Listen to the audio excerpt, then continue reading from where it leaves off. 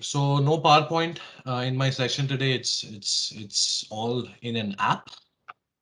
So I'm going to try my best to reduce the switching. That's one of the reasons why I thought using an app would be cool, so I can eliminate switching between PowerPoint and my app. So let's see how this I've goes. seen that before. Hardit, honestly, hats off. I love when I love people in Power BI do their presentations in Power BI. Look at you doing it in Power Apps. Love it. Yep. I'm gonna try. Let's see how it goes. So cool. And so a little bit about myself. Hardit Bhatia. I work at Hitachi Solutions as a Power Platform architect, business applications MVP, and a certified trainer as well.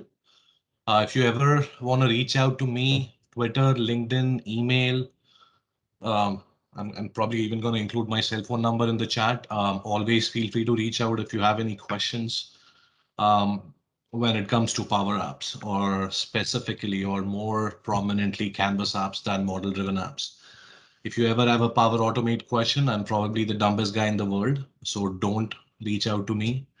But if it's anything to do with Canvas apps, I would be more than happy to get on a call and take a look at your question and hopefully solve it for you. So um, that's it. And with that, let's start off with the content. There's actually a lot of it that we can cover today, depending on how much time we have. A lot of relationships, right, when it comes to Dataverse. So with that, here is the list that we will be trying to go through.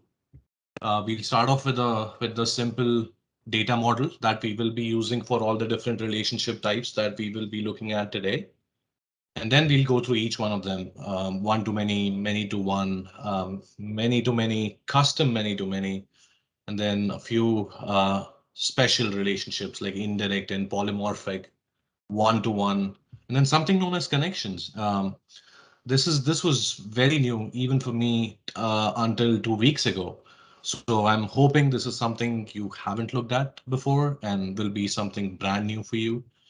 And then at the end, we'll round it up with choice columns and see when to use them versus option sets as an example. So with that, let's take a look at the data model for today. It's a very simple student management system. Few tables here. Going to highlight some of the relationships that we will be taking a look at today. For, I think, one to many, we will look at the relationship between department and instructors. One department can have multiple instructors, and one instructor can be part of only one department. Then the next relationship would be between instructor and courses. One instructor can take up multiple courses, but one course can only be taken up by one instructor.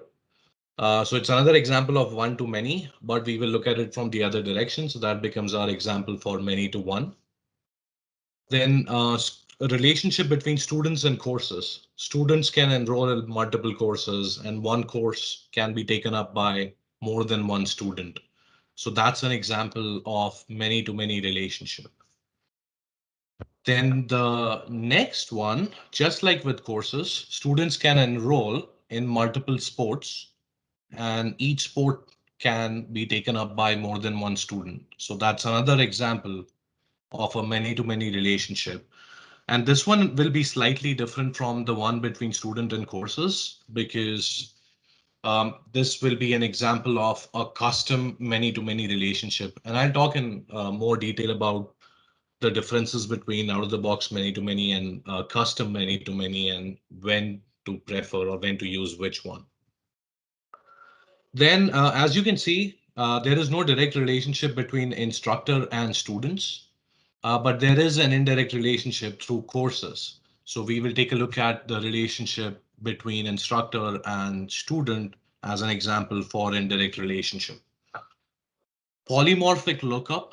Every table in Dataverse has a column called owner, which is a polymorphic lookup, which basically means that it's like any other lookup field, but you can look up to different tables.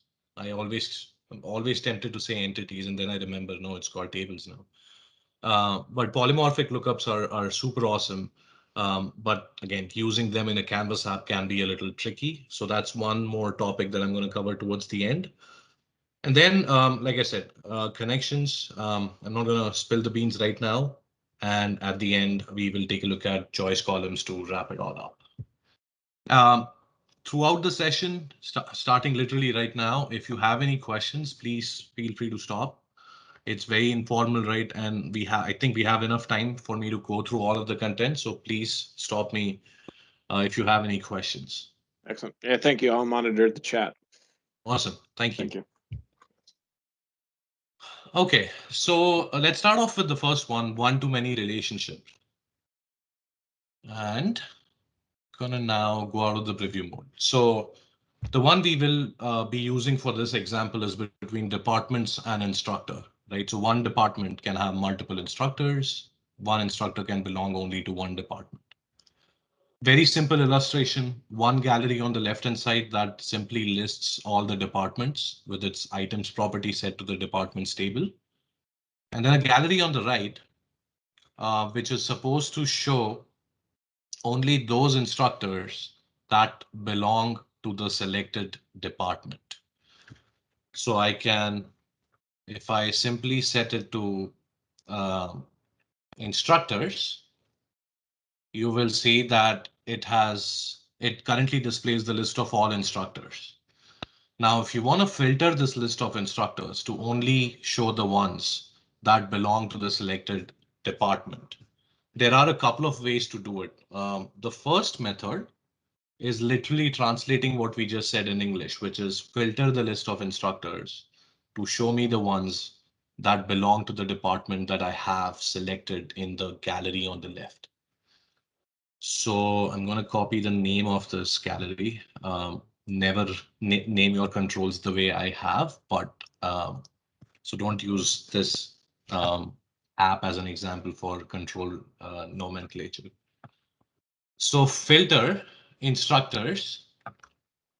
The lookup field on the instructor table is called department. Right, so I'm gonna expand this and say department dot department equal to the gallery on the left dot selected dot department. Right, and okay, so now the expression is filter the table of instructors where department dot department equal to gallery of departments dot selected dot department. Too many departments, a lot of confusion. Let's break this down into smaller pieces. This is pretty simple, right? It's the filter function on the instructors table.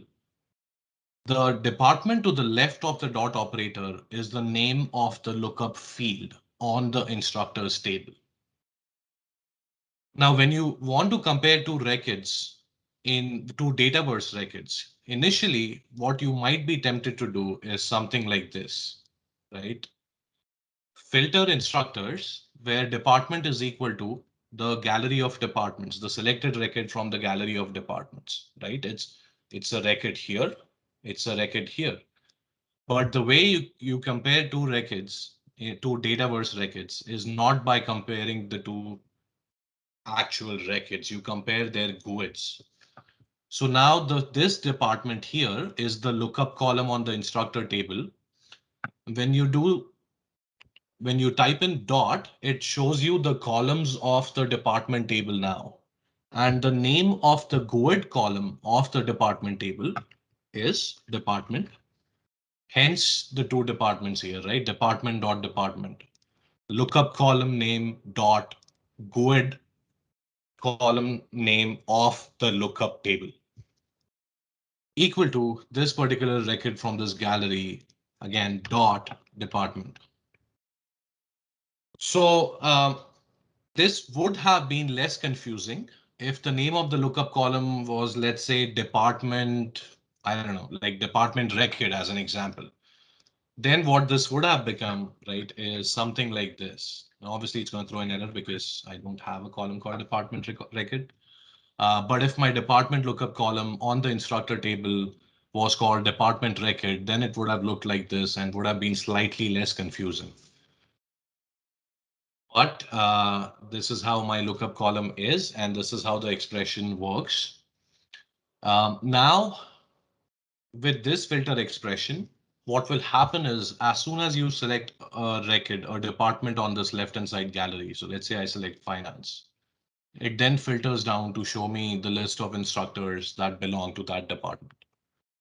Couple of reasons why I don't like this particular expression. One is it's confusing, right? Too many dot departments in this case. Second is depending on the number of records you have in your table of, let's say, instructors, sometimes what happens is you see for a split second the entire list of instructors before it gets filtered down to only the ones that should be visible based on this filter condition. Again, in most cases, it won't happen. But let's say you're creating an embedded Canvas app and you use this kind of a filter expression to get the list of related records. You will often see the entire list of records before that list getting filtered. So it just makes for a bad user experience. Again, it works perfectly fine, but there are ways you can actually improve that. So we will take a look at that different approach now in the next slide or screen. And one thing I wanted to tell you, right, was for all these relationships, we will take a look at three broad headings or topics: displaying the list of related records, creating the relationship between two records, and deleting the relationship between two records. So those will be the three things that we will take a look at, all the different relations that we went through in our agenda today. So this was displaying the list of related records in a one-to-many relationship using method number one. Now going on to the next method, there's actually an easier way to show the list of related records without using a filter expression. All you have to do is say, and again, I'm going to copy the name of this department's gallery on the left. I'm just going to say that dot selected dot instructors. And now I'm going to select finance and you will get the same result. This is where the true power of Dataverse relationships comes into play in Canvas apps. Right, so I have a department, I have a one-to-many relationship with instructors. I want to see the list of instructors related to the selected department. All I need to do is get that record of department, get that department record. Doesn't matter how I get it, right? It could be gallery.selected, it could be dropdown.selected, it could be combo box.selected. Again, doesn't matter how you get it. That particular department record dot related table, instructors in this case, will give you the list of all related instructors. So no filter expression, no multiple references to the GUID column, no viewing of the entire list first and then getting filtered. None of that, right? It's clean, it's easy, and very simple to take a look at. And this, as we go through some of the other relationships, we will see that this dot operator actually works exactly the same for multiple different relationship types. So very strong concept. Would definitely suggest using this if you ever want to show the list of related records. That makes it so easy. Yeah, super clean, right? So I have a question. Can you go through yes. two tables, you know, say department, one-to-many instructors, and say you had another relationship to students, right? Mhm. Instructor to students. Could you traverse? Can you go along kind of two tables? Oh, in a gallery? Yeah, you know, if I want to do right there, gal selected dot, you know, dot instructor dot students, could that Yes. work? So I actually have that in one of my later slides. It actually doesn't work just like that. Yeah, okay. It's a little bit of a tweak. So yes, I do have it here somewhere for sure. But yes, if I don't get to it, please do remind me again. Excellent. Will do. Thank you. Cool. Next is how do we link two records in a one-to-many relationship, right? So again, similar illustration, two galleries. The one on the left is showing me the list of all departments. Here I have the list of all instructors. Um, Delegation, boom. Okay. Now the thing is I want the list of instructors that don't have a department assigned to them, right? Because only those should be the ones available for me to assign to a selected department. The ones that are already assigned to the department doesn't make sense to reassign them, right? So how do I get the list of instructors that don't have any department assigned to them? So simple expression here, I'm going to say filter instructors is blank department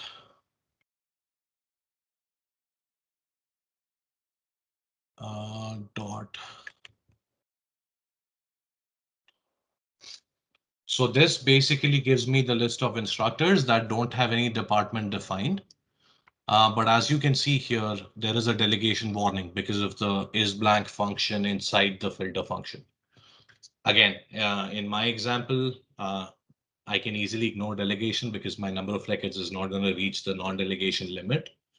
But as a best practice, even if you are 200% sure that your data will not reach that limit, always a good habit to get rid of the warning because you may be 200% sure about it today for maybe the next 6 months, but what's going to happen in 1 year from now is something no one can predict, right? So always try your best to get rid of delegation warnings.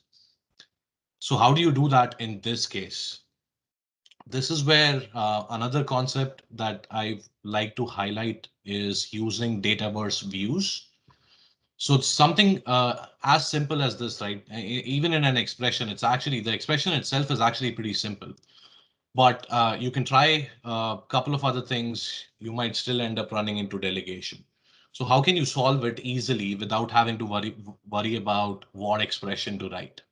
So if you go to solutions, if you go to your table, in this case, it's going to be the instructors table. And if you go to views, I'm going to show a very simple view, which literally took like, I don't know, 10 seconds to create, right? I created a custom view called instructors without department. And all I had to do was specify one simple filter condition. So if I go to edit filters, all it says is department, which is the lookup column, contains data. And then this particular, the department column does not contain data. So the lookup column department, when it does not contain data, is the record, or those are the instructor records that will be shown here because their lookup column department dot department, which is the grid, is blank. So very simple expression here, nothing fancy. Then all I had to do here was say just this, right? Filter instructors, and I can simply specify that particular view. And one of the easier ways to do that is, let's suppose we start off with instructors. You can actually come here in a gallery, select your data source, and then select the view here, and then see what happens in the formula bar. Right? It adds that filter expression for you. So you don't technically need to remember the syntax of how to use a view as a filter condition in the filter expression. You can literally select the data source and its associated view from the property section on the right hand side. So same view as the one on the previous screen, just without delegation, right? And then now that I know, when I click on a department like finance, right? These are the instructors that are available to me to assign to the finance department. So now how do I link instructor A to finance? Again, couple of different ways you can do that. One is using the relate function. That will be, again, let me take the name of the gallery here. I will type this in and then we will break it down and see how and why it works the way it does. So gallery, the left hand side gallery dot selected dot instructors, comma, this item. So the relate function in Microsoft Docs can be a little confusing. So if I say relate function, You don't say.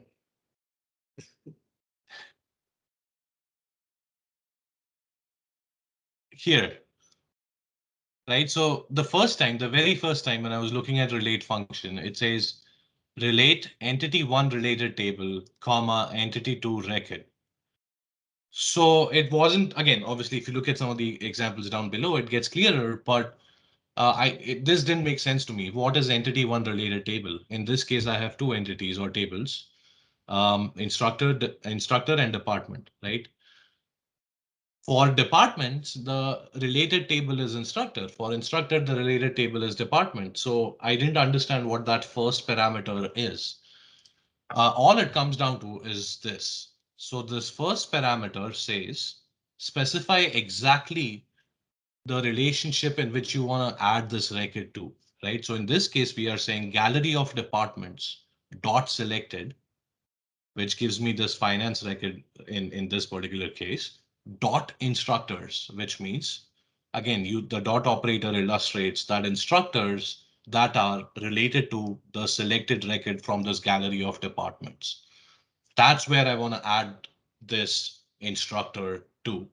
And this item just says the current instructor record that I'm on right now, because this gallery is populated with instructors table. So that's how this relate function will link instructor A to finance. So I'm actually going to play here, click on this button. And then once it does what it's supposed to, I'm going to go back to my previous screen where we were displaying the list of related instructors. If I click on finance A, I now see instructor A added there. Right. So just to recap that, if you want to create a one-to-many relationship, if you want to link two records in a one-to-many relationship, you can use the relate function. The first parameter of the relate function is the what do you call it? The related table, which is in this case, gallery of departments dot selected dot instructors, and then comma, you just specify the particular instructor you want to link with. In our case is this item, just because we are in a gallery of instructors. Okay. That was very well explained. Awesome. If I understood it, you did perfectly. Awesome. Cool. Then next is deleting, very similar. Again, same concept, same illustration, right? Gallery of departments, gallery of instructors. But again, now I only want to show those instructors that do belong to us, to the selected department, because those are the only ones technically, right, that I can decouple from the department. So again, two different ways that in which I can show the related records. I can either use that filter expression, the one we looked at in the very first step, or I can use the dot operator, doesn't matter. Um, for now, I'm going to click on finance and I see three instructors now. Now I want to decouple or remove the relationship between finance and instructor A. And the way you would do that is the exact opposite of the relate function, which is unrelate, right? So similar syntax. Again, this is gallery, and yeah, never leave your galleries with names like these, but unrelated gallery 2_8 gallery of departments is what I'm going to call it. Dot selected dot instructors. And same thing, this item, because this particular gallery on the right is populated with instructors. So just like with the relate function, right? I'm specifying the particular record, particular department dot instructors, which is the list of related instructors for the selected department. And then I'm specifying the particular instructor I want to decouple or unrelate. And now if I play the app and if I click on this, instructor A should have gone, I think. If not, let's see what happened. Okay. gallery 2_8. Okay. And now if I go back to displaying the list of related records, if I go back to finance, instructor A is no longer there. So if you want to link two records, you can use the relate function. If you want to decouple or remove the relationship between two records, you can use the unrelate function. That is all about one-to-many. Any questions before I move to many-to-one?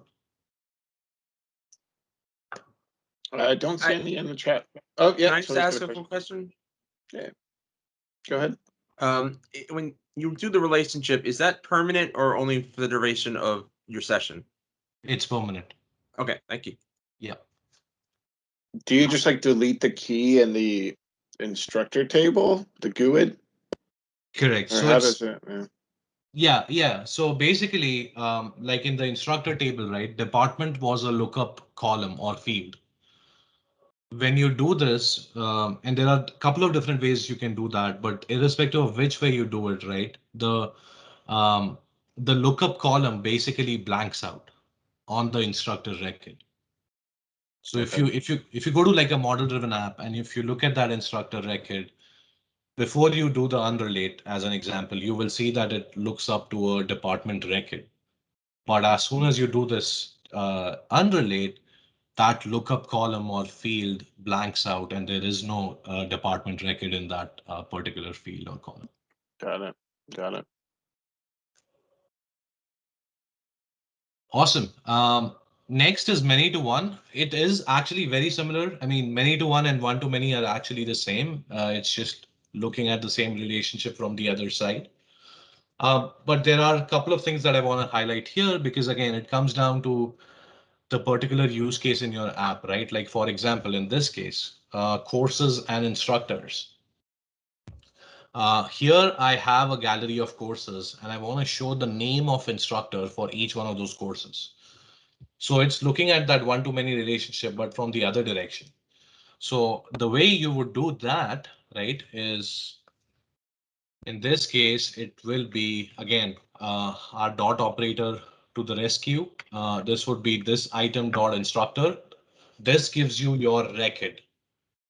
And then if you do another dot operator, that's when it gives you the columns of that record. Now, and then obviously, right, you can do like first name, last name, name, and or access any other column of the instructor table. So if you are displaying a list of records, and if you want to display the value of a lookup column, then all you need to do is use the dot operator to get to the lookup record, which is this item dot instructor, and then a lookup and then a dot operator again to give you access to all the different columns that are there in that particular table. So very simple, displaying records or displaying the related records in a many-to-one relationship from this side of the view is actually way simpler. Dot operator to the rescue again. Okay. Now creating records in a many-to-one relationship, there are a couple of ways you can do it. One is now here I'm actually creating courses. I can specify a course name and I can select an instructor and I can do submit form. So let's do this course 55. Instructor is instructor A, submit.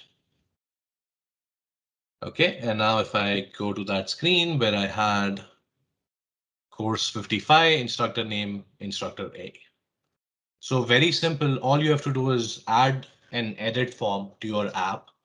Make sure you select the lookup field by going here in the form and say edit fields. Make sure you have the lookup field selected. And then it will add the correct control in 9 out of 10 cases, right? In this case, it adds a combo box, allows me to easily search for and pick an instructor. And then all you have to do is submit form and it works beautifully.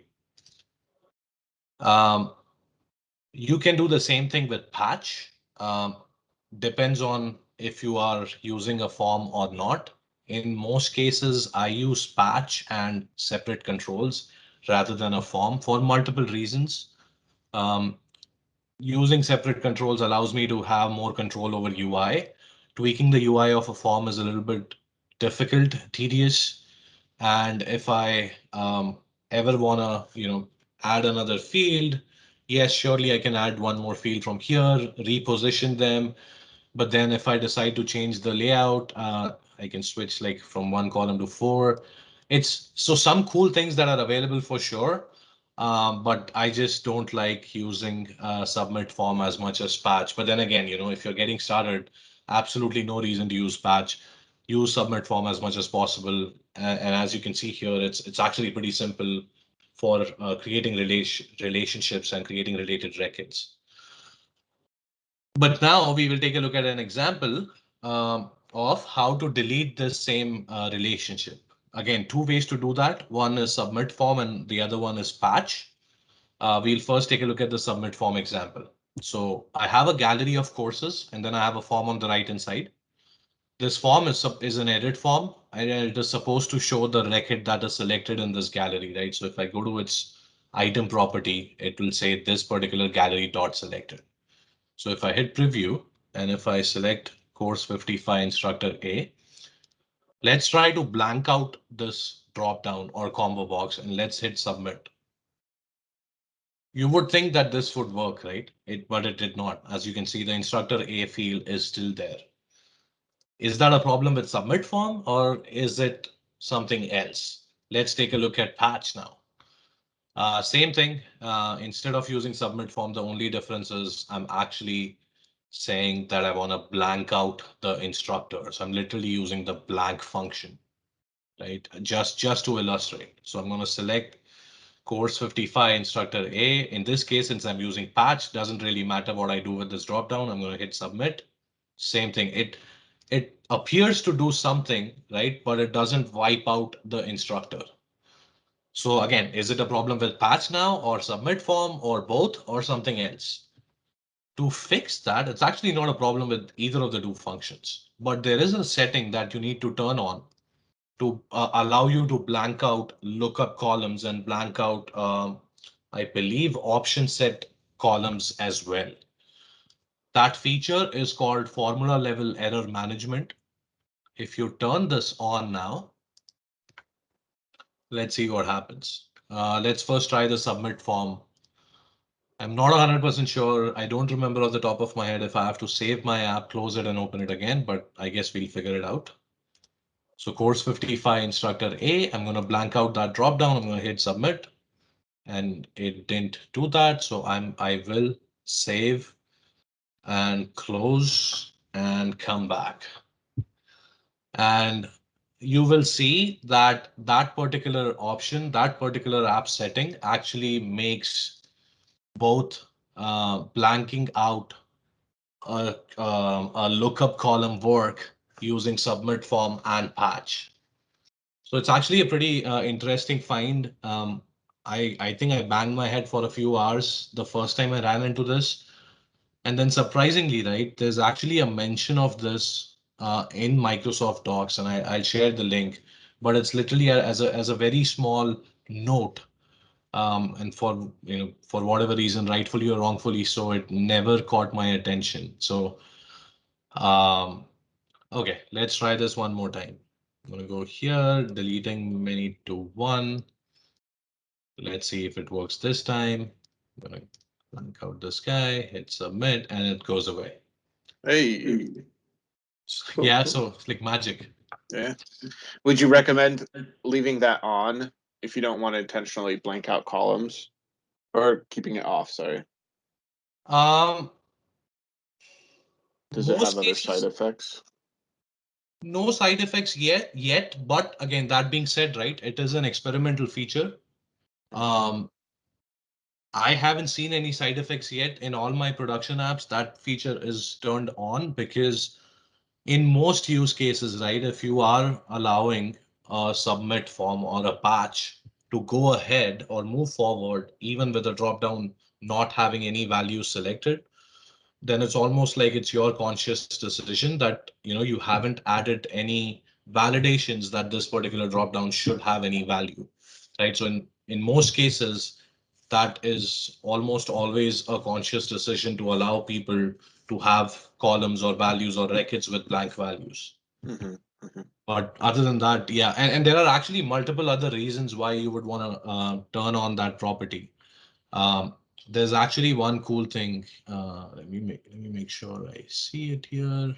Yeah, yeah. So if you go to formula level error management, right, it allows you to create custom errors. What I mean by that is, I don't know if sometimes when you play an app, let's say user is using the app, they hit something, I don't know, maybe a submit form or patch or something, and there is an error that shows up here right at the top of the screen in that pink color, Yeah, which flashes for like 10 seconds and then just goes away, yeah. right? So those are runtime errors that typically, or before this app setting, we never had a way to catch those errors. But now we do, right? So now if you turn that setting on and you use the isError function, you can actually say that, if error or if is error, this particular function returns any runtime error, then display a more user-friendly error message to the user that says something like, hey, your data was not saved. Please try again later, or something like that. Right. Good. So, yeah, so one more reason why I would suggest turning that setting on. Cool. Thank you. Sure. And same thing. We can try that on another record. Let me quickly create another course so we can then try out the patch as well, just to be sure. Instructor B, submit, boom. I'm going to go here now and say, okay, now this is supposed to simply blank out that lookup column using the patch function, right? So I'm going to hit play button, hit submit, and gone. So both, it doesn't matter whether you use submit form or patch, both of them will work once you turn on that setting when it comes to blanking out a lookup column. Okay, I think this is what was being asked right a few minutes ago, the multiple levels using the dot operator. In this case, right, what we have is a gallery of courses, and we want to show not just who the instructor is, right, but we want to show which department the instructor belongs to, right? So courses to instructor and then instructors to department. You would think that this should work. This item dot instructor will give me the instructor record. Then I'm going to do dot department, which will give me the related department of that instructor, and then dot name. Because let me remove this. If I do this item dot instructor dot name, this gives me the instructor's name correctly. So if I now type in department, which is another column, and it even suggests me in the formula bar. Now when I do dot, it even suggests me the names of the department table. So if I do name now, it suddenly doesn't like it. And the error it throws is this: multiple levels of many-to-one relationship expansion are not supported. So the dot operator, although awesome, fails in this particular situation. You can't use it twice. You can't have too much of good, anything that's good. So the way you would fix that, you would still use the dot operator, but you will break this down into two smaller chunks rather than one bigger chunk of two expansions. And that you can do by doing something like this. I don't know if this is going to work, but we'll figure it out.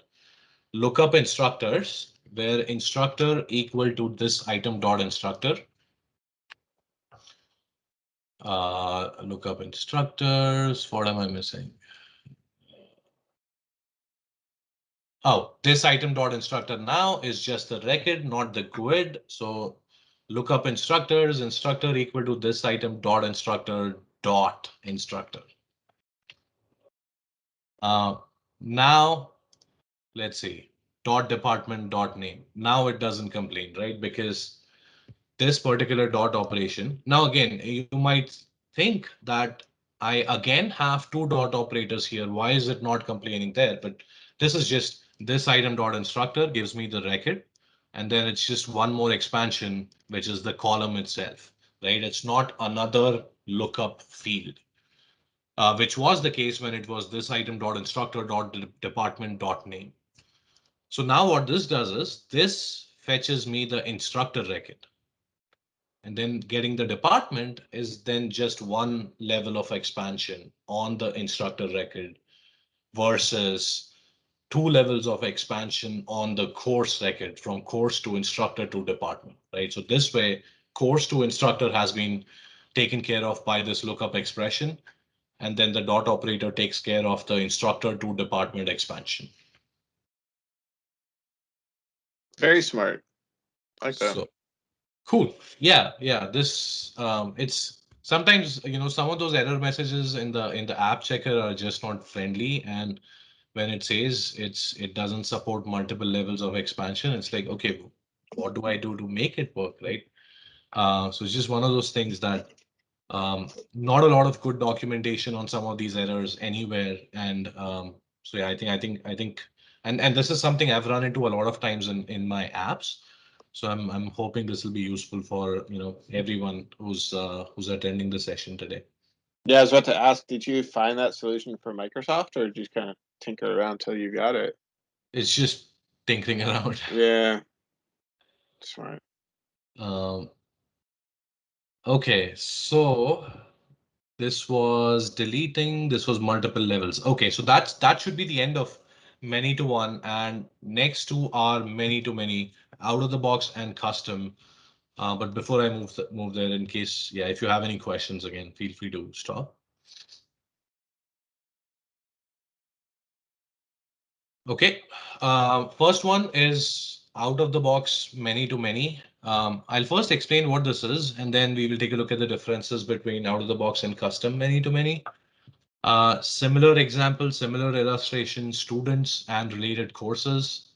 Gallery of students on the left hand side. I only want to see the list of related courses. Just like with one to many, right? The very first that we looked, and the second method, which was simply using the dot operator, is exactly what we will do here to see the list of related courses. So gallery dot selected is the student record that I want, for which I want to see the related courses. And then it's simply gallery of students dot selected dot courses. If I now click on my name, I see the two courses I've enrolled in, and it's as simple as that. The record for which you want to see related records dot the related table name, and that's it. Creation, again, exactly the same as one to many, which is use the relate function and the unrelate to delete. So here, let's see. Let me click on, say, my name. I now have the list of all courses. So the gallery is simply populated with the courses table. I have a plus icon that I'm conditionally showing. And that's because the plus icon, I want to show this plus icon only for those courses that I've already not enrolled in, right? So the visibility of this is simply this item dot course, which is the GUID of the current course record in gallery dot selected, which is gallery of students dot selected with this is my record now. Dot courses gives me a table of courses that I'm already enrolled in. Dot course makes that table into a one column table, right? So if I just select this gallery dot selected dot courses, it's a multi-column table. It has every column of the courses table. But this last dot course, which is the name of the GUID column, right? So if I now do highlight this guy, it then turns it into a single column table. And then all I'm saying is if the GUID of this current record of course is not in this table, then make that plus icon visible. If not, don't, right? So which is why you only see the plus icon against courses that I'm not enrolled in right now. Then the on select is literally nothing but the relate function, right? So relate, again, same thing, right? Gallery to on the screen dot selected dot courses, comma this item. Okay, so the way to test it out, if I click on this plus icon, it should get hidden because then this course will become a course in which I'm enrolled in. So if I do Alt plus click, the plus icon goes away. I am now enrolled in basics of marketing as well. So very simple, just like with one-to-many. If you want to display related records, use the dot operator. If you want to link or create the relationship between two records, use the relate function. And similarly, right, if you want to delete it, you can use the unrelate function. Now, very similar to the previous gallery, right? Change the plus icon to the delete icon and change its visible property to say only if the grid of this course is in this table of related courses, then keep that delete icon visible. And then the on select is nothing but unrelate gallery of students dot courses, this item. And again, simple test is when I click on this delete icon here for basics of marketing, that icon should go away. And if I now go back to my previous slide, the plus icon should come back, right? So both one-to-many and many-to-many, at least the out-of-the-box ones. Displaying related records is dot operator, creating relationships is the relate function, and deleting relationships is the unrelate function. Very nice. Cool. Did that the icon for the plus and the trash can, do those just disappear if they're not in the record? Did you change something to like the visible property? Just the visible property, right? Okay. So here it's Oh yeah, right. Yep. it's just checking the GUID of this record with the single column table that houses the GUIDs of all the related courses. Mm-hmm. If it's not in them, then it makes this plus icon visible. If it is in them, then it makes the delete icon visible. Perfect. So scope error. This is another crazy thing. And there's actually a very interesting story about this, but let's first go through this example, right? So imagine there is a need for you to have a list of students along with the count of courses that they have enrolled in the same collection. And again, you might ask why, right? One example could be because you want to plot a simple graph in Power Apps using one of those simple charts that are available. And this might actually help you shape the data so it becomes easy for you to illustrate it using one of those charts. So reasons could be many, but imagine the use cases getting a list of all students and a column that houses the number of courses that each student has enrolled in into one collection. You would think that this works, right? So it's a very simple clear correct function. Call students is my collection name. I'm saying add columns on the students table. The new column name is course count. And the value for that column should simply be count rows this record dot courses, right? Because this record dot courses is the list of related courses. And I'm saying just count the number of records. But it'll throw an error here that says specified column is not accessible in this context. And I've seen numerous questions on the forums about this one, right? The specified column is not accessible in this context. So it's actually not complaining that this is not a valid column. It's just saying that you can't do it this way here. So what do I change about this to make this work? Again, right? Another app setting. So if you go to upcoming features, if you go to experimental, there is one that says record scope one-to-many and many-to-many relationships.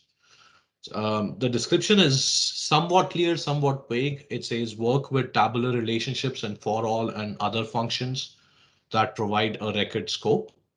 Use with caution as the number of queries and amount of data retrieved can be large.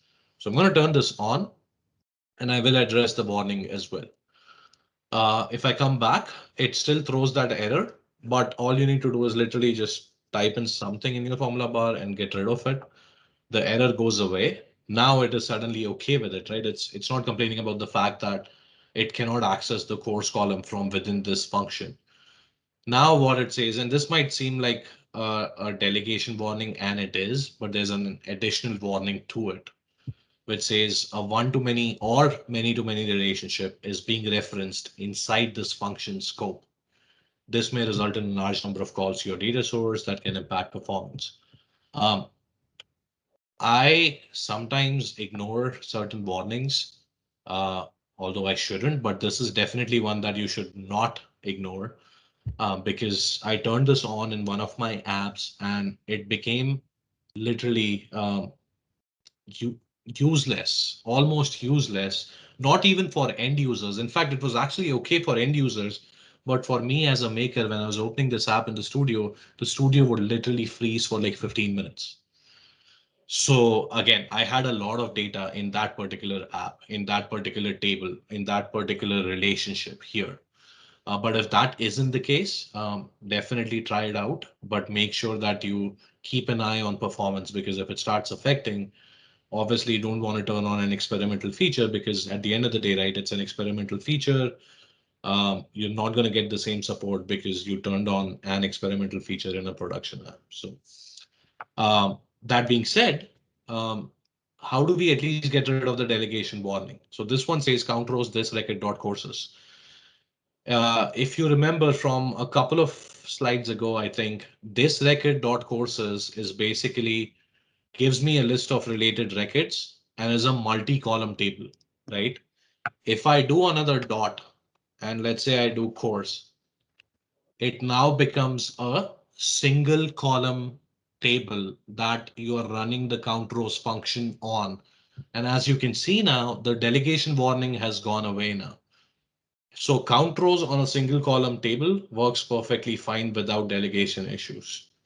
There is still this blue line, but now this is only under dot courses, which is because of that one-to-many or many-to-many relationship inside the scope of another function. So this way you can make this work and get rid of the delegation by adding, and this honestly, this doesn't matter. It doesn't have to be dot course. It could literally be dot name, any column, any column. So it becomes a single column table on which you are running the count rows function. So and in interest of time, right, a very short version of that story. One of my friends on Twitter posted a question saying um, they had a very similar use case where they wanted questions and answers of a survey together in a collection, and they were about to switch to use Power Automate to make this work. And if I see that happen at any place, anytime, right? When people move away or are thinking of moving away from Power Apps to Power Automate, because Power Apps cannot do it, or because they think Power Apps cannot do it, always take it up as a challenge to try it out. Because yes, there are certain situations in which you should use Power Automate, right? Like approval workflows as an example. But just as a challenge, right? Just to try out concepts. If you ever feel that you are being tempted to switch to Power Automate because it might be easier there, always try it out, because more often than not, there are ways you can make it work in an app. Now, again, I'm not saying that's how you should end up doing it, but at least take it up as a challenge and see if you can make it work in an app. And then, of course, factor in things like performance and such and pick the better option. But yeah, if you want to have fun, if you want challenges, always try to make it work in an app first. Um, yeah, so scope error is fun. And again, the first time when I looked at this, I was like, I'm not going to use this more than a couple of times. I don't think this is useful. But you know, if you've looked at some of the what do you call it, some of those first party Dataverse for Teams app like inspection, there are simple visuals in there. Those visuals use similar expressions, and more often than not, right, you will end up being in a situation where using this item dot related table inside a for all or like an add columns in this case, right? So inside some other function, and that's where you will need this setting to be turned on. So before I move to custom many-to-many, quick differences between the two, right? Why do we even talk about custom many-to-many? The reason is uh, out of the box many-to-many relationship creates a table which is not accessible. You cannot go to data sources in your app, look for that table and add it to your app. The table that houses relationships in a many-to-many relationship is not accessible inside a Canvas app, which in some cases is a problem, right? For example, I might want to store additional metadata about these related records. So like the example that we have been looking at right now, which is custom, which was, let's see, okay, student and courses. I might want to store additional details.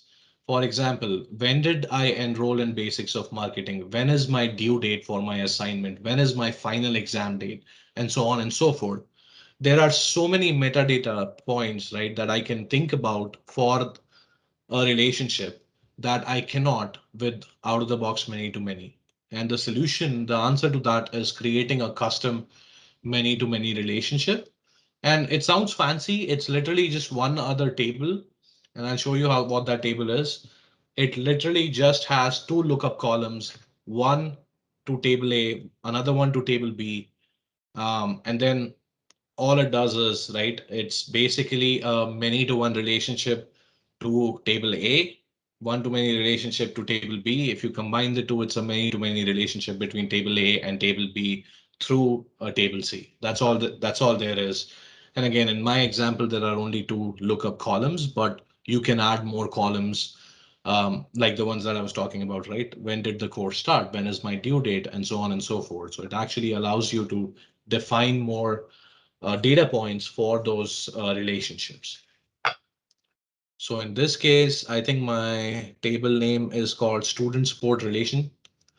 And I think this one literally just has two columns, two custom columns, student and sport, and they are both lookup columns. Student looks up to the student table, sport looks up to the sport table, and this becomes my custom many to many relationship.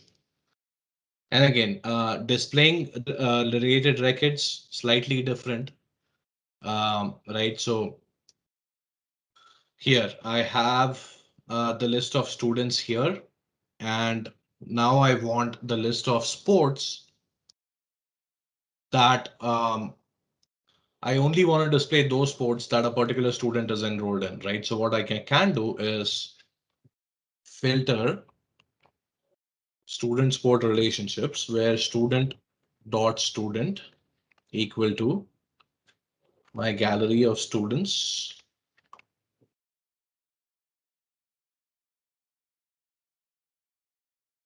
Now, if I click on my name, I see cricket, soccer, and so on and so forth.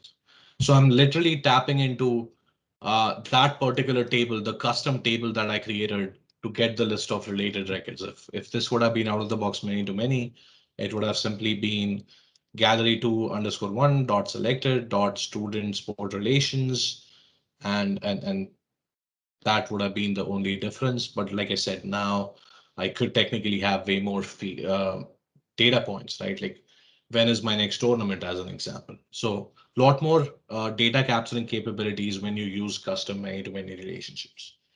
Plus, you don't get into the scope error that we saw previously, which means you won't have to turn on the app setting, which may in turn, prevent you from performance issues. Creating is basically now simple, right? So here is a gallery of students. Here is a gallery of sports. I want to enroll this student, the selected student, in a particular sport here. So the plus icon, similar concept as before, right? I'm conditionally controlling its visibility. Here I'm saying do a lookup on the student sport relations table where student.student is equal to the selected student, which is this, and sport.sport equal to this item.sport. So two lookup columns on that table, remember? So we are filtering on both of them. Student has to be the one selected here, sport has to be the current record, which is why it's equal to this item dot sport. If this is blank, then if this is blank, then keep it visible, the plus icon. If it is not, then hide it. So cricket and soccer are already related, right? So it's not blank. So it's the plus icon is not visible, but for the others it is. To relate now, all I need to do is basically create a record of that student sport table. So patch student sport relationships, defaults function, student sport relations, and then all I need to do is populate those two lookup columns. I'm going to give it some value for name, test, doesn't matter. OK, now student has to be my student that is selected from my left hand side gallery. So gallery 2_12 dot selected, and then the sport is this item. So a simple patch function creates a new record in that custom table and populates these two lookup columns. So if I click on hockey, the plus icon should go away. And now if I go back to displaying the related records, hockey should also show up when I select my own student record. And then deleting, right, is same thing. Similar concept again, delete icon conditionally controlling its visibility. And then the on select is basically going to say remove student sport relations. Look up student sport relations where student dot student equal to gallery of the students dot student and sport dot sport equal to this item dot sport.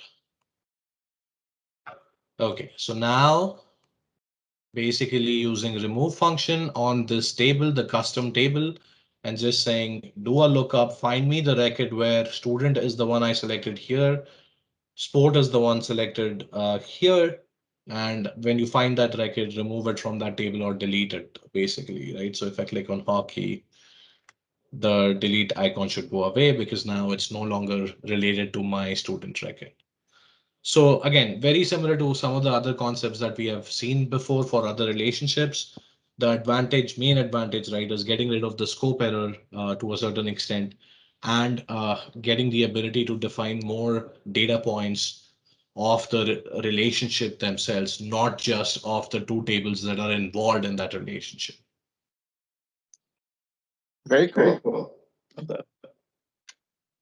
Awesome. Any questions before I go to indirect relationships? Not seeing anything in the chat just yet. OK.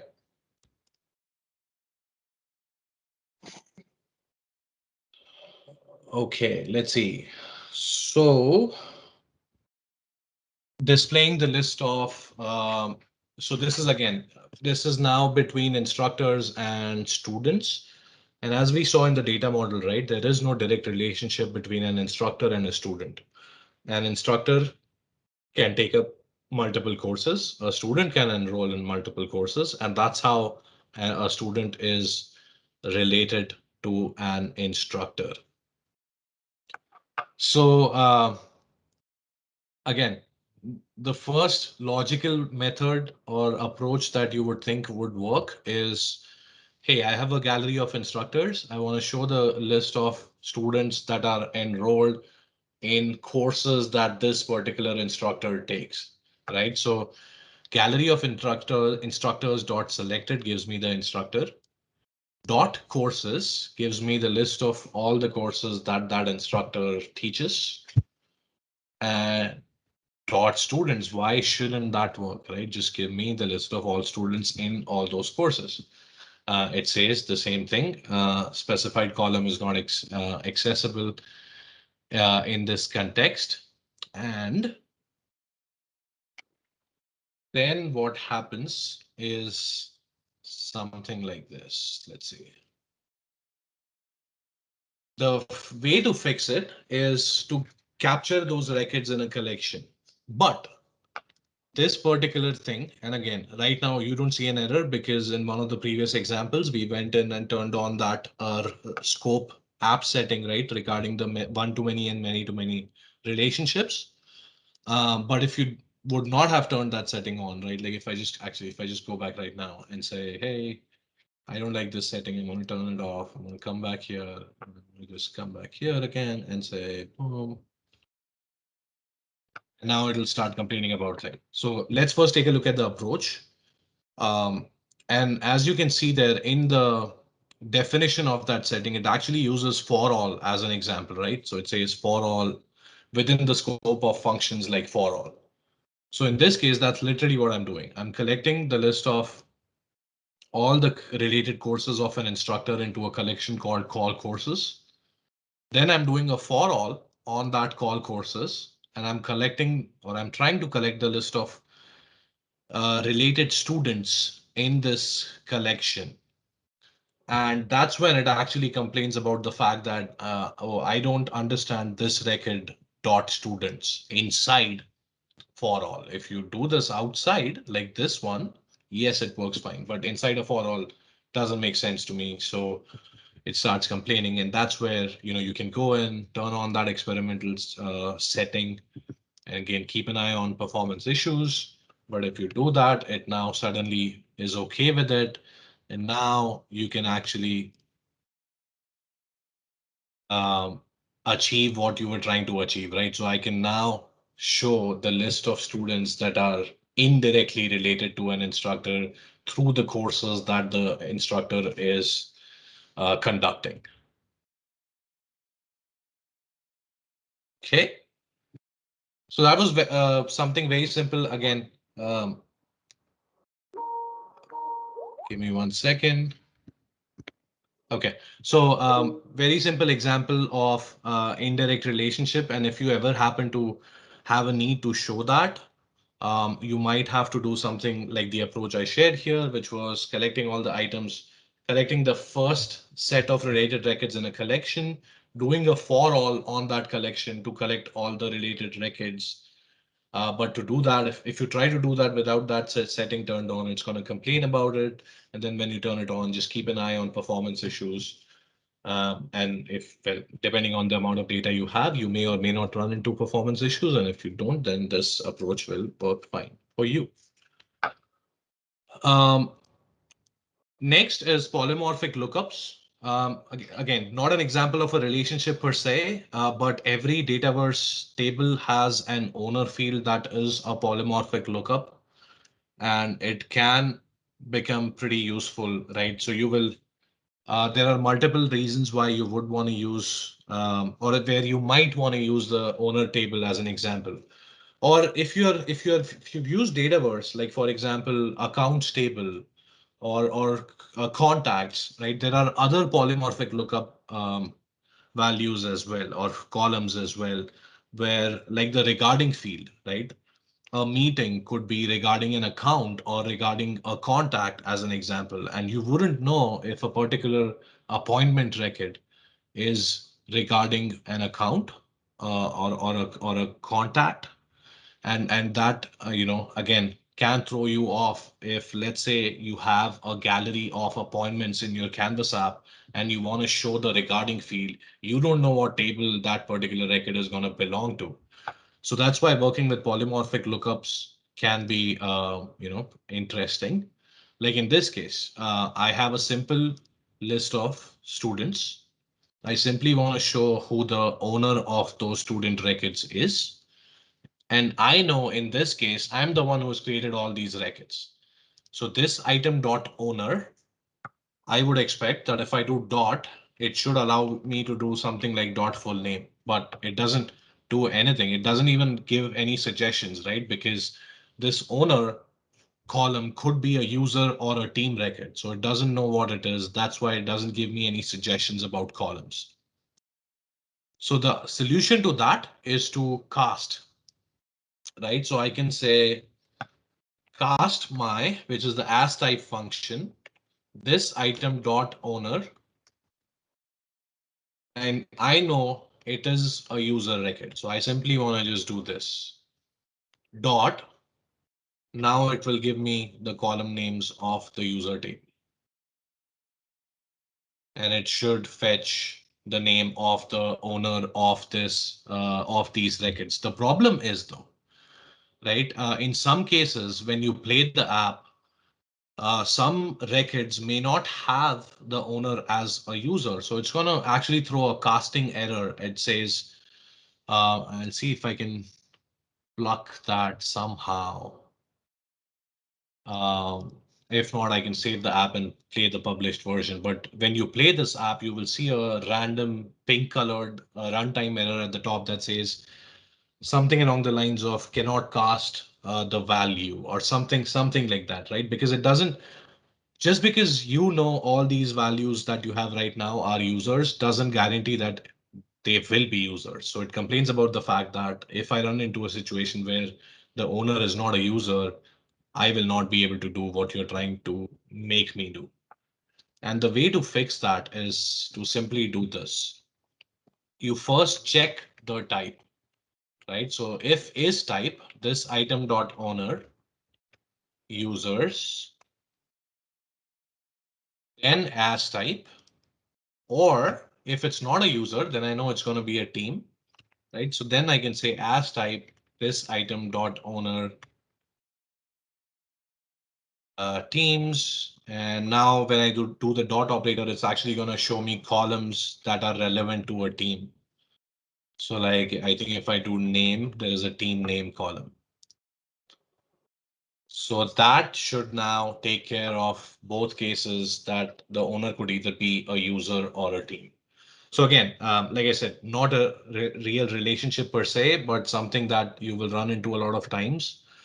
So I just thought I'll cover a little bit about polymorphic lookups, where you can use the is type condition to first check if a polymorphic lookup belongs to a particular table. And if it does, then you can cast that polymorphic lookup to that particular table using the as type function. And then when you use the dot operator, you actually get access to all the columns of the table that you are using to cast the polymorphic lookup to. Very interesting. We haven't had that on this user group before. Nice, nice. Yeah, polymorphic lookups are awesome. And I think if I remember correctly, I just saw a very small note somewhere in a docs or in an announcement, right, where custom polymorphic lookups are actually going to become a thing in the future, where you can specify that. And again, I don't know the details, but I think it said something like you can specify that I want to create a lookup column, and the possible values for that lookup column should be table A, B, C, or D. So that again, right, would suddenly make this particular thing way more useful. Yeah, very cool. So last three topics, two of them are pretty quick. 1:1 is actually a very simple example. My first question when I ran into a situation like this was, what's 1:1, right? Why do I even need a 1:1 relationship? Why can't I simply add more fields to the table itself? Like, for example, if I want to store SSN of students or their date of birth, why can't I just add SSN and date of birth as two fields to the students table? Why do I need a separate table for that? Valid question. Um, you could technically be okay with just one table and it'll work fine. The problem comes when you think about security, right? So use 1:1 when there is a need to have higher security on certain fields. SSN, date of birth, right? Perfect examples. Sure, you can use the Dataverse field level security, but then, selectively sharing certain fields just becomes a painful exercise, and there is no good UI for that. In this one, if you keep it in a separate table, you have complete control over the UI, right? Like, um, you share this particular table in which I'm going to store the SSN and date of birth only with certain users that you want to have access to this information. I can add, well, depends on whether I'm working in a Canvas app or a model driven app, but if I'm in a Canvas app, right, I can simply control where I want to display these list of records, how I want to display it. Just gives me more control over how to represent this information, whether it should be in the same grid. If not, should it be in a separate gallery or a list or something? So a lot of different reasons, but security being the most obvious reason. This makes a simple case of having sensitive information separate from the rest of the different pieces of information you might want to store about certain records. Like in this case, about a student, address might be something you don't really want to keep it private, but SSN might be. So all we have done here, right, is um, it's basically a lookup. We have a lookup to the other table on both tables. So if that sounds confusing, let me rephrase that. We have two tables here. One is the students table, and the other table we have here is student personal detail. So if I go to personal detail, there is a lookup to the student record. Should be one here. If I go to custom right here, there's a lookup to the student function, student table. If I go to the student table, there will be a lookup to this personal detail table. Right here, somewhere right here. So the cool thing about that, right, is when somebody is creating a record, let's say in a Canvas app, the end user won't know that they're actually creating records in a two table. You can structure the form in such a way that it'll seem as if all of it is part of one table. So again, depends on your use case. You may want to use it, you may never want to use it, but definitely think about situations in which this might help you from a security perspective. If you happen to do it right, it's then getting the SSN information is literally as simple as this. And so I'm going to do a lookup now on the personal details table, where I'm going to say student dot student equal to this item dot student dot SSN. So very simple example, doing a lookup on that table with the only filter condition being the student being the one I'm on, and then gives me access to information that is stored in that other table. So very simple way to display information for creating it, right? Like I said, if you look at this form, you wouldn't even know that these are actually two different forms. So if I expand this here in the tree view section on the left hand side, there is a form for the student record, and then there's another form for the personal details table. And what the submit form does is it submits both. First submits the student form, fetches the value of the new record created, which you can do by using form.lastSubmit. So I'm submitting the form, creating the new student, capturing the record of this new student. Then I'm creating the personal detail record, capturing that record using form4.lastSubmit. Then I'm going to patch the student with the personal detail lookup to this newly created personal detail. And I'm going to patch the newly created personal detail record with this newly created student, because there is a lookup on either table to the other one. And this way, I now have two new records created, one for the student table, one for personal detail table, and both of them have a lookup pointing to the other one. And again, like I said, if this sounds confusing, take a look at this later in detail. Think about situations where this might be useful for you. This may not be something that you will use in, say, 8 out of 10 cases, but even if there are a couple of cases in which you figure out a need that taking care of security, taking care of how these records are created makes more sense. If I have the sensitive information in a separate table, then this kind of layout would actually help you to still keep the user experience seamless for end users, because for them, this is just like one single form. And then deleting, of course, right? Same thing. You can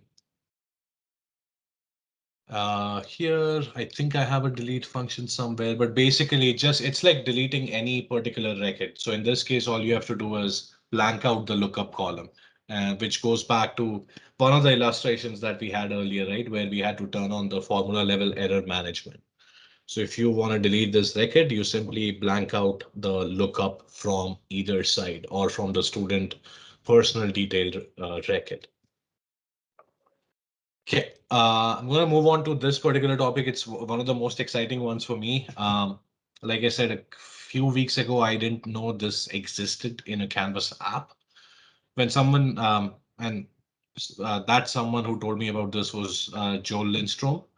When he told me about connections, right, I was like, yeah, data connections. I can just go into inside a Canvas app. I can go to connectors. I can add connections. And he's like, no. Those are not connect. I mean, those are data connections, but there's something else known as connections. What connections are actually pretty cool. And I think they have been there for a very long time, for I don't know, almost like 8, 9, 10 years maybe in Dynamics. But I have never used them before, but once I got exposed to them, I think they seem pretty useful to me. What they are is they're basically a flexible and quick way to connect to records. All the relationships that we have looked so far, right? And there was a question at the beginning of the session. Um, are those connections, are those relationships permanent? Yes, they are permanent, right? Connections are permanent too, but the main difference is this. If you think about relationships, when I create a relationship between table A and table B, every record in table A can have a relationship with a record in table B. It's an all or nothing. It's if I create a relationship, two tables will have that relationship. If I remove that relationship, the two tables will not be related. But if I specify a relationship between two tables, all the records between those two tables can be related. Connections is different. Connections, I can say, an example of connections that I'm going to be using in the next screen is mentor-mentee, right? That could be between an instructor and a student. I don't want to create a relationship between the instructor table and the student table for mentor-mentee relationships, because not every student is going to have a mentor. Not every instructor is going to be a mentor. And it's just something that maybe an ad hoc setup in my school where might just want to do that for a couple of students and that's it. So that is where, right, something like connections makes it super helpful to simply add a relationship or a connection between two records versus creating a relationship between two tables. It also, again, provides you with a lot of other cool capabilities. I'll add a link that details out all the benefits of using connections. But what I'm going to talk about here real quick now is how can you display connections? What are connection roles? And how can you create a connection from within a Canvas app? So connections is actually a Dataverse table that you can simply add to your app as a data source. When you add that, there are a few different fields that you have access to. Type from, type to, and then role from and role to, right? So basically what this means is for every real connection, there will be two records in this table. One will be from the to side, the other one will be from the from side. Like in this case, it says student to instructor and role is mentor. Role 2 is mentor. Then from an instructor to a student, role from is mentor, and so on and so forth. If you go to connection role screen, and this will make more sense as we go to the next screen to actually create a connection. Connection roles, again, is another Dataverse table that you can simply add to your app.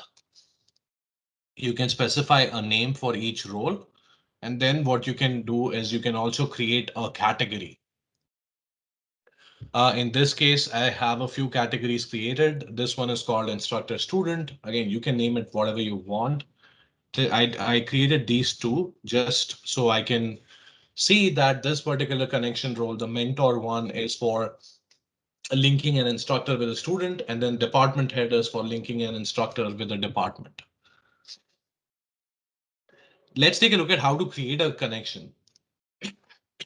So I have a drop down of students. I have a drop down of instructors. And the reason for creating these categories, right, is this. On my create screen, I want to show only those connection roles that make sense or that pertain to students and instructors, right? So a connection role like territory manager, as an example, makes absolutely no sense for students and instructors. So how do you filter the list of connection roles to only the ones that should be relevant to these two tables? Categories is something that you can use in this case, right? So I've created a category called instructor student. I could have another connection role of the same category, which could be, I don't know, buddy programming. Maybe we have instructors as buddies as well. So I could have multiple different connection roles specified for these two tables. If I do that, I can then now filter the list of connection roles to say, show me only the ones that belong to this particular category of instructor student. That's the only reason of creating a role category, because it allows you to filter the list of roles. Now it's as simple as this. So I select an instructor. There's only one role for this category, which is mentor. I'm going to hit submit. And let's go back and take a look at what this patch function does here. It patches to the connections table. Connected from is this guy, student. Connected to is the instructor, and role 2, which is the role of this connected to person, which is the instructor. Role 2 is mentor. So this student is the student is connected from, instructor is connected to, and mentor is the role 2. So that's how I created a connection between a student and an instructor to make someone as that student's mentor. And now if I want to display the list of related records, right? On the left hand side, I have a simple gallery of students. On the right hand side, I'm doing a filter connections where connected from is equal to the student record that I have here. So if I click on my record, if I click on any other record, it keeps on filtering to show the list of related connections. So I actually have two mentors here, Sydney and Misha. So again, quick, simple way to create. When I say ad hoc, they're not really ad hoc relationships, but they're not as formal as creating relationships between um, two tables, right? And this also, again, allows me to specify more details, like a relationship that we have, right, between, let's say, courses and instructors, whether it's one to many or many to many, doesn't matter. The relationship itself cannot have metadata or details about it. In this case, I can specify that I am associated to Sydney as an example in a way that she's my mentor. And I could be, the cool thing is I could be associated to Sydney in another connection in a different quote unquote connection role or relationship, right? She could be my mentor and she could be my buddy as well. So I can actually specify more details about these kind of relationships if I use connections in apps. We got a little question in the chat. Do you need to patch through both the roles from both sides or just one side? Just one is good enough. Thank you. Yeah, like I said, pretty awesome. Something very new to me. I just because of the fact that I came to know about this very recently, I haven't used this yet. But I've already, I can already think about use cases on my previous projects where this would have been super awesome. Like, for example, there was a credit union project, and there were different roles for different people within that organization. And something like this would have been perfect instead of actually creating relationships between different tables. So again, multiple use cases for this. I will definitely, write a blog on it once I start using it in my production apps as well. But I'll also think about some of the use cases where I could have used it, and I'll write a detailed blog on it. So hopefully it'll give you some more ideas as to when you can use these. Because these work awesome in model-driven apps as well, right? So it's not just a Canvas app thing. So connections is basically connections and connection roles is a Dataverse feature that you can use in both model-driven and Canvas apps. And the left-hand side, those your student table, right? Yes. Okay. Oh yeah, right there. And like Awesome. just to show another illustration, right? Department and instructor, same thing. Departments drop down, instructors drop down, filtering the connection roles based on this particular category that I created. Now, this is an option set, mind you. So if you do want to add another category, you will have to add that value to the option set. But once you do that, then you can filter it down. And now in this case, I have like only one connection role for this category, which is department head. And if I create one, so let's say finance, submit, and then it should take me type conversion failed, blah, blah, blah, because again, I'll show you why. Here I have list of departments on the left hand side. And here I have connections, and this is where I was trying to show that casting error, right? So this is where it says type conversion failed because the given value of was of type student, expected instructor type. Again, Is that the same thing we saw before? yeah, like Right. when you use polymorphic lookups, this is the error you get if you don't use is type. So again, ignore that it's here, but this was just an illustration to show you the error that you will run into when you use polymorphic lookups without checking for type. But yeah, so like this again, right? Another example for certain departments, if you have department heads or any other roles, you can just use this connection and connection role setup to again create those linkages, is what I like to call it, between records of two different tables. So, so yeah, with that, the last one should be very quick. It's just a quick introduction to lookups and choice columns and yes, no columns, right? There are situations in which you can use either or. One of the rules of thumb, if you will, right, that I use is use choices when the values don't change frequently. Um, and if the list is short, option sets or choices, right? They're also good because options are part of the solution. But then you can use lookups if data frequently changes or users need to add new values. Like for example, connection roles in the previous screen when we were creating connections, this is an option set. If I want to add a new value, there's no way I can do that from within the app.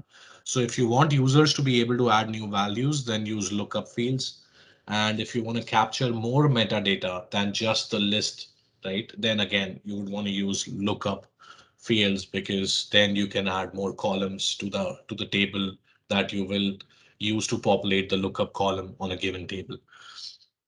Um, but again, like I said, there will be situations in which in which you will end up using option sets or choice fields. If that happens to be the case, some simple illustrations to how to use them. In this case, I have two option set fields or two choice fields, major and the major is a choice field, international is a yes no field. And all I'm doing is very simply doing this item dot major, which for my student record is corporate finance, and this item dot international is yes. So displaying the values is just like how you would display any other column by using the dot operator. Now, if you are patching, right? Let's say I am patching a student record and I want to update their major and international. So for major, I have a drop down and I want to show all the different options that are available in that choice field. The way you can do that is by using the choices function. So choices and then the name of the option set will actually give you the list of all the options that exist in that option set. And then for a yes no field, I mean, depends. You can use a drop down with a yes no value, or you can simply use a toggle. The advantage of using a toggle, right, is if I now have to patch, all I have to do for major is combo box dot selected dot value, and I can do that only because the combo box is populated with the option set itself. Very tempting sometimes to do something like this, right? So if I add a combo box here and let's say the values are finance, marketing, sometimes what happens is corporate finance, marketing. Let's just say it's these two for now. Corporate finance, marketing, human resources, investment banking. If I click on this drop down, looks very similar to the one before. Again, discount the fact that there are two less values, but marketing and corporate finance looks exactly the same. If you use this drop down now in your patch, it will actually throw an error. And we will see what that error is. It will basically say the type of this argument does not match the expected type option set value found type text. Although these two dropdowns look pretty much the same, these are text values and these are the option set values, which are a combination of the uh, display text, if you will, and a unique value behind it. Right. So that's why even if the text matches doesn't mean that it's going to work correctly. So important to populate your drop down in this case with the option set itself rather than with text that looks like the option set. So I'm going to go back here and go back to combo box 8, which is getting populated with the option set. Cool thing about the yes no field, right, is I can simply do toggle one dot value. Because if toggle is true, then this will patch a yes to it. If it is false, it will patch a no to it. I could technically do something like this as well. If toggle one dot value is true, then this is key, right? Again, very tempting to just say yes, very tempting to say no again, but again, these are text, not option set values. So you have to always specify an option set value, which in this case for local option sets, right?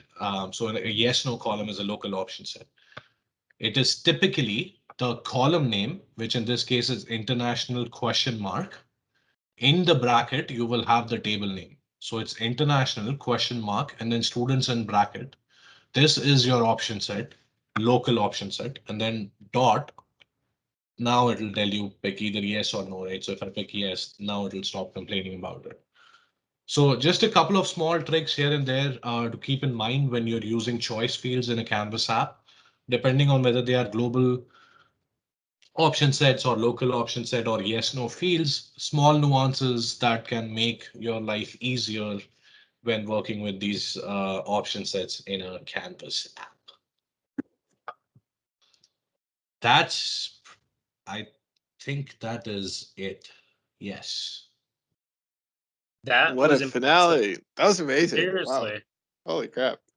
Holistic, deep, and I Yeah. feel like everybody on this call has just really raised the bar on their understanding of how to build in apps with Dataverse. So, Hardit, thank you. Yeah, thank you. Thank you. If we could please give Hardit a round of applause. Hardit, thank you so much. Woo!